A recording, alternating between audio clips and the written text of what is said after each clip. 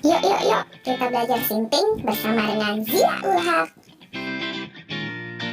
Belajar tentang sejarah dan informasi penting supaya kamu makin pintar. Assalamualaikum warahmatullahi wabarakatuh. Ketemu lagi dengan saya Zia Ulhak, guru sejarah SMA 42 Jakarta. Kali ini kita bakalan bahas sejarah Indonesia materi kelas 12 ya. Tapi siapapun juga boleh dengerin video ini yang pengen tahu bagaimana sejarah Indonesia. Jadi langsung aja kita akan bahas sebuah periode pemerintahan yang sangat lekat namanya dengan Presiden Soeharto, yaitu adalah periode Orde Baru. Nah, pada periode Orde Baru ini bakal ada 3 video atau 3 part. Yang pertama kita bahas hari ini adalah tentang bagaimana transisi dan masa awal periode Orde Baru di Indonesia. Langsung aja ya guys, kita masuk. Sebelum kita masuk ke pembahasan, jadi kita bahas juga pastinya harusnya tujuan pembelajaran. Jadi setelah menonton video ini, diharapkan kamu dapat menjelaskan ya bagaimana proses transisi yang terjadi antara masa demokrasi terpimpin dengan masa Orde Baru. Dan sekaligus kalian juga bisa menganalisis bagaimana situasi awal pada masa Orde Baru 1966 sampai 1971.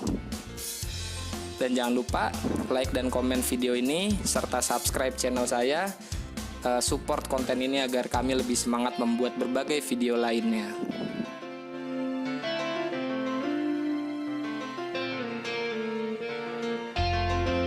Jadi seperti biasa kita akan mulai di timeline ya. Ini untuk menghindari agar kita tidak berpikir anakronis atau tidak sesuai urutan waktu kawan-kawan. Kita masih ingat pasti ada periode urutan masa revolusi kemerdekaan yang berakhir dengan adanya konferensi meja bundar yang kemudian mengakui kemerdekaan Indonesia oleh Belanda. Lalu dilanjutin sebuah masa di mana Republik Indonesia Serikat berdiri guys. Jadi masa Republik Indonesia Serikat itu intinya berumur pendek dan nggak sampai 1 tahun, karena kemudian adanya mosi integral oleh Muhammad Natsir dari Partai Masyumi yang membawa kembali Indonesia ke bentuk negara kesatuan, sekaligus juga memulai sebuah periode yang kita sebut sebagai masa demokrasi parlementer. Masih ingat kan di bab 3 semester 1 di mana periode itu diwarnai oleh adanya jatuh bangun kabinet.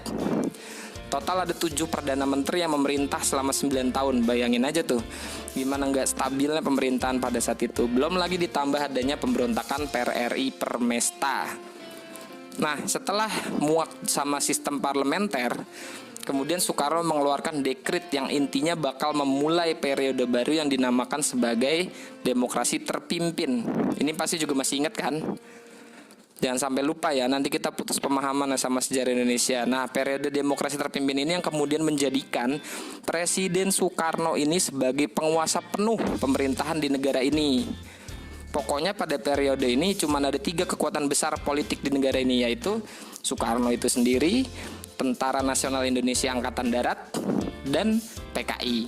Periode ini mulai masuk ke babak akhir pas ada peristiwa G30 SPKI yang kemudian menjadikan PKI tersangka dan akhirnya membuat PKI menjadi musuh utama di negara ini. Nah, pada saat ini nih yang mau kita bahas, setelah terjadinya pemberontakan G30 SPKI sampai kepada pelantikan Soeharto. Jadi intinya bagaimana itu transisi dari masa Presiden Soekarno yang ke Presiden Soeharto.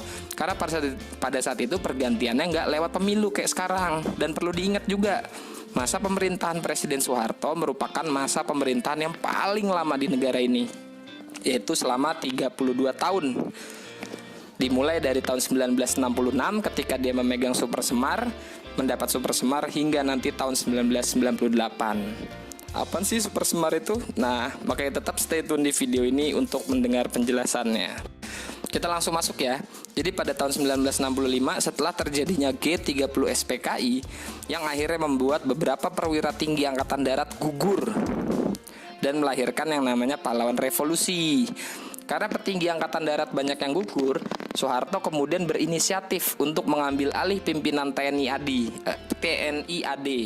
Walaupun saat itu sebenarnya Soekarno sudah menunjuk pimpinan TNI AD yang bernama Jenderal Pranoto Rekso Samudro. Tapi konsolidasi di tubuh Angkatan Darat menjadikan Soeharto yang secara real memegang komando tertinggi Angkatan Darat. Bahkan Jenderal Pranoto itu sendiri nantinya bakal ditangkap karena dituduh terlibat dalam G30 SPKI. Seru kan? Sementara konsolidasi Soeharto berhasil di tubuh TNI AD, di kalangan masyarakat kondisi keamanan dalam negeri langsung gempar karena akibat G30 SPKI itu. Semua orang kayak bingung, belum semua paham apa yang terjadi, dan semua informasi saat itu belum kayak sekarang cepetnya. Intinya setelah G30 SPKI, para mahasiswa ya dan pelajar itu turun ke jalan.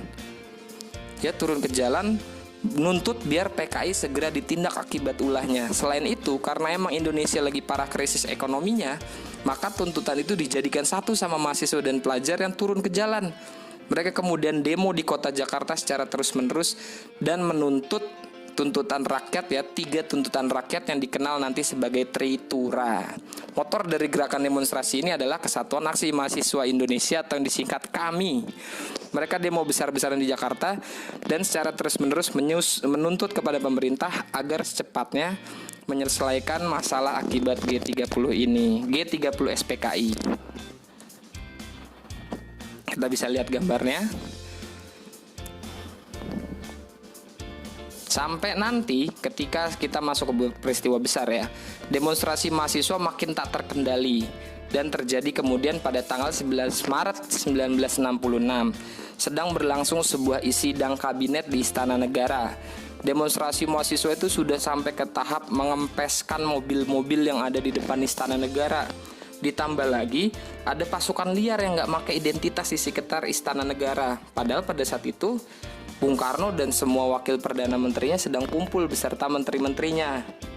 Nah, karena keadaan sudah nggak kondusif, Soekarno dan beberapa wakilnya kemudian pergi ke Istana Bogor pakai helikopter. Dan disusul beberapa menteri-menteri dan pejabat-pejabat tinggi dari TNI AD. Nah, sampai di Bogor, Soekarno dengan beberapa jenderal TNI AD akhirnya bersepakat memberikan perintah kepada Soeharto. Kenapa Soeharto? Karena Soeharto pada saat itu adalah yang paling secara real megang komando di Angkatan Darat. Kekuatan pasukannya yang paling besar di Angkatan Darat. Karena desakan beberapa, ada yang bilang desak juga, ada yang bilang karena hasil dialog, Soekarno kemudian memberikan perintah kepada Soeharto untuk mengambil tindakan yang dianggap perlu dalam menyelesaikan masalah dan menertibkan masyarakat dan juga memulihkan keamanan. Maka perintah itu dikenal sebagai Surat Perintah 11 Maret Super Semar. Perintah kepada Soeharto sebagai orang paling kuat di AD saat itu agar mengambil tindakan dalam memulihkan keamanan dan ketertiban nasional. Perintah itu dituangkan dalam surat perintah yang kita kenal sebagai Super Semar atau Surat Perintah 11 Maret. Soehartonya kok nggak datang? Itu karena beliau sedang sakit. Jadi hanya beberapa orang kepercayaannya saja yang datang. Perintah dari Soekarno dan ke Soeharto itu nggak main-main ya. Isinya sangat luas dan rancu, yaitu mengambil tindakan yang dianggap perlu. Maka dari itu Soeharto dan sekutu-sekutunya di Angkatan Darat langsung tancap gas. Dia langsung membubarkan PKI pada esok harinya, yaitu 12 Maret 1966, sekaligus melarang semua organisasi di bawahnya dan yang sehaluan dengan PKI. Ditambah lagi beberapa menteri-menteri, kurang lebih ada 15 yang ada di kabinet 100 menteri segera ditangkap dan juga dituduh terlibat dalam G30 SPKI atau memiliki itikat tidak baik dalam upaya penyelesaiannya. Setelah PKI dan semua organisasi underbow-nya dibabat habis, pada akhir 1965, Soekarno mulai kehilangan pendukung politik terkuatnya.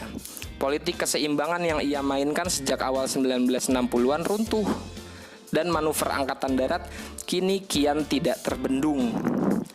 Jenderal Soeharto perlahan mengambil alih panggung dan menyisihkan Soekarno yang perlahan-lahan namun pasti makin menjauh dari panggung kekuasaan.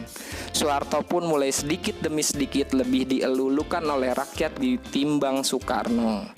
Lahirnya Super Semar dan adanya sidang umum MPRS di akhir Juni 1966 membuat munculnya sebuah dualisme kepemimpinan nasional. Soeharto tampak lebih mendengar aspirasi rakyat mengenai hukuman terhadap PKI. Sementara itu, Soekarno semakin kehilangan pamor, apalagi setelah pidatonya di hadapan MPRS ditolak. Sebagai kepala pemerintahan, Soekarno dituntut mempertanggungjawabkan adanya kejadian G30 SPKI. Dia berkilah, Presiden tidak perlu mempertanggungjawabkan kepada MPRS, namun tetap saja, karena pendukung Soekarno kini telah banyak yang sudah ditahan oleh Soeharto atas nama pemulihan dan keamanan, hingga akhirnya Soekarno pun makin menjauh dari kekuasaan. Ketika itu pula, ketika kabinet yang baru terbentuk, yaitu Kabinet Amanat Penderitaan Rakyat atau Ampera, Soekarno semakin jauh dari kekuasaan karena hanya didudukan sebagai presiden simbol. Sementara Dewan Presidium yang menjalankan fungsi pemerintahan sehari-hari dipegang oleh beberapa orang yang diketuai oleh Soeharto.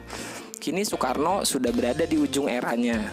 Dia didesak oleh berbagai pihak untuk menyerahkan kekuasaannya kepada Soeharto. Perang saudara di pelupuk mata. Pengikut Soekarno sebenarnya masih besar.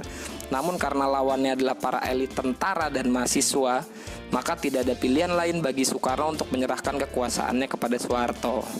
Soekarno masih berupaya agar kedudukannya sebagai kepala negara tidak dicabut. Soeharto menolak.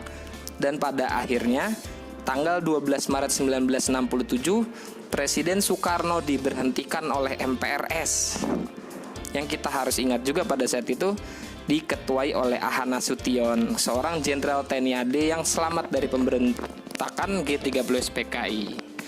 Kini tak ada lagi halangan yang berarti bagi Soeharto untuk naik ke tampuk pemimpin negara ini. Dan akhirnya dia dilantik sebagai pejabat presiden loh ya, pada 12 Maret 1967 dan dilantik sebagai presiden RI pada 27 Maret 1968 hingga adanya pemilihan presiden oleh MPR hasil pemilu berikutnya. Dan kita sama-sama tahu nanti Presiden Soeharto akan terus terpilih sebagai presiden oleh MPR hingga 30 tahun berikutnya. Soeharto langsung mendesoekarnoisasi segala kebijakan pemerintahan. Apa yang baik pada masa Soekarno dijadikan tidak baik pada zaman Soeharto, begitulah kira-kira. Trisakti akan digantikan oleh trilogi, revolusi digantikan stabilisasi, demokrasi terpimpin digantikan demokrasi Pancasila, dan seterusnya. Bagaimana Soeharto memerintah? Ya, semua akan disebut sebagai sebuah jalan yang disebut demokrasi Pancasila. Nah, kita akan bahas kemudian demokrasi Pancasila, berbagai kebijakan politik dan ekonomi pada masa Orde Baru di part 2 video kita.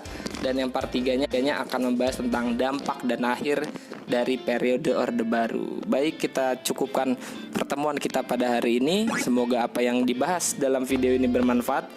Kurang lebihnya mohon maaf. Wassalamualaikum warahmatullahi wabarakatuh.